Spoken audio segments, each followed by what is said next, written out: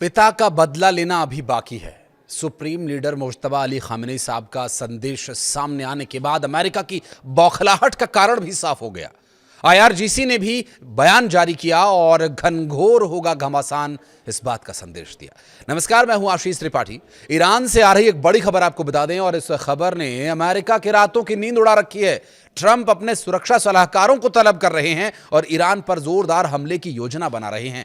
उससे पहले ईरान ने स्ट्रेट ऑफ होर्मुज को पूरी तरह से बंद कर दिया, जो अगले आदेश तक जारी रहेगा। कहा कि जब तक इस क्षेत्र में अमेरिकी हस्तक्षेप बंद नहीं होता तब तक यह बंद रहेगा।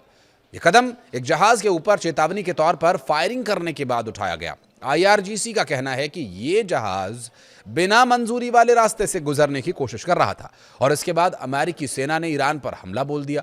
ईरान के सरकारी मीडिया के अनुसार आईआरजीसी की घोषणा में यह कहा गया है कि नेवी किसी भी जहाज को स्ट्रेट ऑफ होर्मुज से गुजरने की अब तक इजाजत नहीं दे रही थी, क्योंकि जब तक अमेरिका दखलंदाजी बंद नहीं कर देता तब तक ये यथावत जारी रहेगा। और आईआरजीसी ने ये चेतावनी दी है कि अगर दुश्मन इस फैसले का इस्तेमाल किसी गलत कदम के लिए बहाने के तौर पर करता है तो इसका कड़ा जवाब भी दिया जाएगा। आईआरजीसी की कार्रवाई के जवाब में अमेरिकी सेना ने ईरान पर नया हमला शुरू कर दिया और अमेरिकी सेंट्रल कमांड ने बताया कि ईरान पर हमले का नया दौर शुरू हो चुका है। यह कार्रवाई आईआरजीसी के उस ऐलान के जवाब में की जा रही है जिसमें यह कहा गया कि उसने एक जहाज पर हमला किया। अगले आदेश तक जलमार्ग बंद रहेगा। इससे पहले पूर्व सुप्रीम लीडर और धार्मिक नेता दिवंगत खामेनी साहब के शहादत को लेकर के मुश्तबा अली खामेनी साहब का जो बयान आया, अयतुल्लाह अली खामेनी की शहादत बेकार नहीं जाएगी, लेकिन उन्होंने संदेश में कहा क्या ये आपको आगे बताएंगे। लेकिन जो अभी ताज़ा स्थिति है उसमें एक पोस्ट बहुत चर्चा में, सेंट्रल कमांड ने एक्स पर पोस्ट में बताया कि ईरान ने खुलेआम एक कंटेनर जहाज MV गैलेक्सी पर हमला किया और ये जहाज साइप्रस के झंडे के साथ स्ट्रेट ऑफ होर्मुज में था। और इससे आगे इस पूरे मामले में ये बताया गया कि जहाज के क्रू का एक सदस्य अभी लापता है और जहाज अपनी यात्रा जारी रखने में असमर्थ है क्योंकि उसमें आग लग चुकी है। इंजन रूम को काफ़ी नुकसान पहुंचा है। सेंट्रल कमांड ने अपने बयान में ये बताया कि ईरान पर अमेरिकी हमले कमांडर इन चीफ यानी राष्ट्रपति डोनाल्ड ट्रंप के आदेश पर ही किए जा रहे हैं। और डोनाल्ड ट्रंप क्यों घबराए हुए हैं इस बात में कोई शक शुबा नहीं है कि खामेनी साहब का जो बयान आया है उसके बाद उनकी बौखलाहट स्वाभाविक है, लेकिन उन्होंने बयान में क्या कहा ये जान लेना भी बहुत ही महत्वपूर्ण है।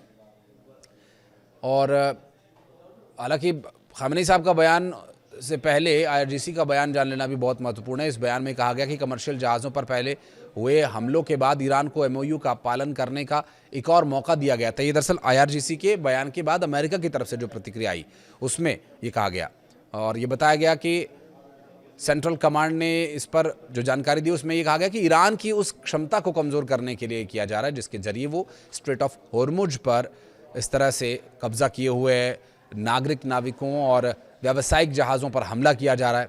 आपको याद होगा कि अमेरिका के प्रेसिडेंट के खिलाफ साजिश का वो मामला जिसमें उन्हें अपनी जान का ख़तरा सता रहा है, इस पूरे मामले पर ट्रंप ने कहा था कि अगर ईरान ने अमेरिकी राष्ट्रपति की हत्या करने के बारे में वादे को पूरा किया तो वो ईरान पर हज़ारों मिसाइलें दाग देंगे।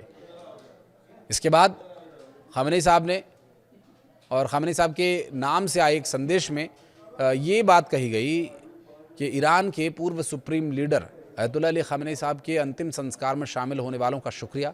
और गुरुवार को मशहद में अली खामेनी के सुपुर्द खाक की जो एक हफ्ते तक चली पूरी विधि थी, अंतिम विदाई का कार्यक्रम समापन हुआ। और हालांकि ट्रंप ने कहा था कि अंतिम विदाई कार्यक्रम तक MOU पर बातचीत को रोक दिया गया है, लेकिन कार्यक्रम समाप्त होने के 2 दिन पहले ही अमेरिका और ईरान के बीच भारी गोलाबारी हुई और मिसाइलें दागी गई। मुश्तबा खामेनी साहब का वो संदेश इसमें कहा गया कि हम आपके पाक खून और इन दोनों युद्धों के सभी शहीदों के खून का बदला इन अपराधी और बदनाम हत्यारों से लेने का संकल्प लेते हैं। ये बदला हमारे राष्ट्र की इच्छा है और इसे हर हाल में पूरा किया जाएगा। और इसके बाद ही अमेरिका ने हमले तेज़ कर दिए। मुस्तफ़ा अली ख़ामेनी का वो लिखित संदेश एक एक ईरानी की ज़बां पर चढ़ा हुआ है और कोशिश है कि उसे अमल में लाया जाए।